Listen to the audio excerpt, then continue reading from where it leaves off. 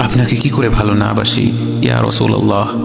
যখন আপনি আমাকে ভালোবেসেছেন সেই 1400 বছর আগে, যখন আপনি আমাকে মিস করতেন, আশা করতেন যেন আমার সাথে দেখা করতে পারেন, অথচ তখনও আমি জন্মই হইনি।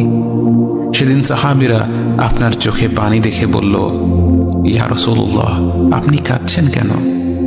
আপনি বললেন, আমার ভাইদের খুব দেখতে ইচ্ছা করছে।